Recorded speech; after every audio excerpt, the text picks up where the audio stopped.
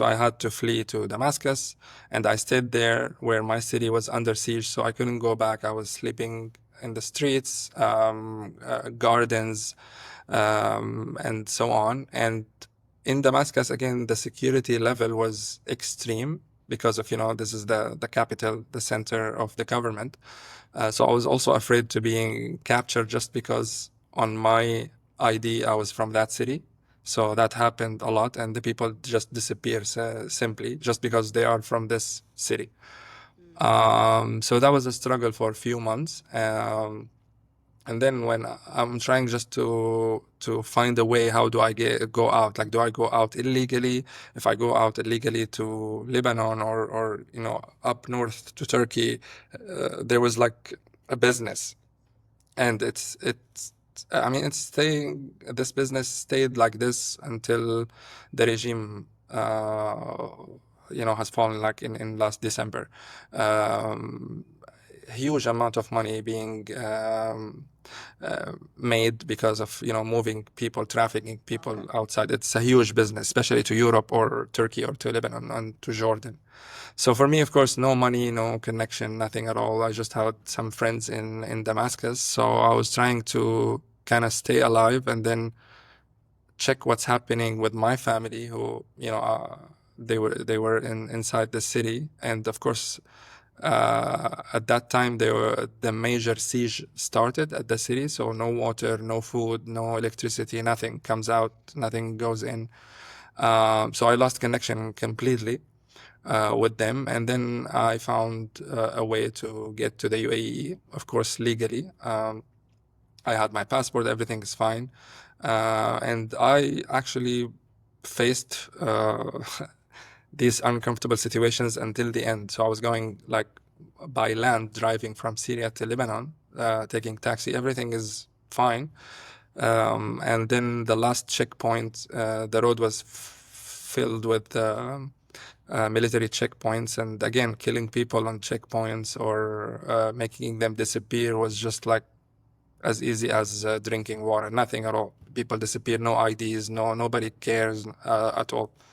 So they stopped me actually at the last checkpoint, just like 5 kilometers before Lebanon, and they took me out from the taxi. They stripped me completely just because I'm from that city, and then something happened like around. I heard like gunfire and all that. So apparently there was like a nearby battle going somewhere. The rebels attacking this checkpoint. So.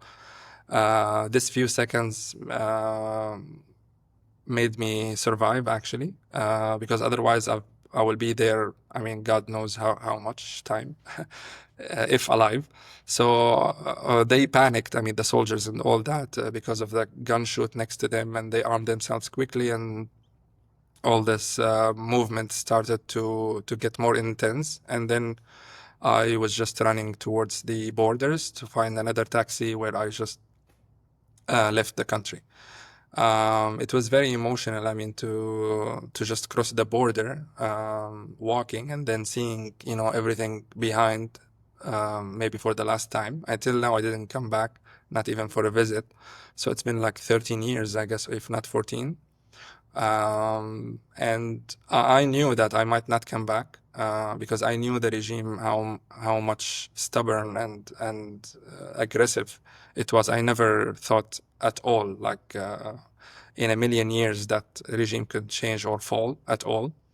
And then crossing again the borders, I left my family there, whoever alive left of them. With no connection. They don't know that I left the country. They don't know anything about me. If I'm alive, I'm dead. And another struggle started from there when I started again to see the contrast. I flew to UAE, and with my jeans and t-shirt only, I had around $70, if I remember, in my pocket. That's it, 50 and 20. I had really nothing at all. I don't know where I'm going. I just had one of my best friends living in UAE, so I stayed with him for a while, and then I started to try to understand, like, okay, I can actually start again, or like forget about my education, forget about my whatever career, family, friends, nothing. I'm just here, and I have to cope with a very new environment, which is again the contrast you mentioned at the beginning. In the UAE, it's extremely safe, it's extremely luxurious and beautiful, and everything is awesome. So for me, that was like a shock. Immediately for a few days, I couldn't go out. I couldn't understand that, buildings beautiful, no destruction, nobody wants to kill anybody.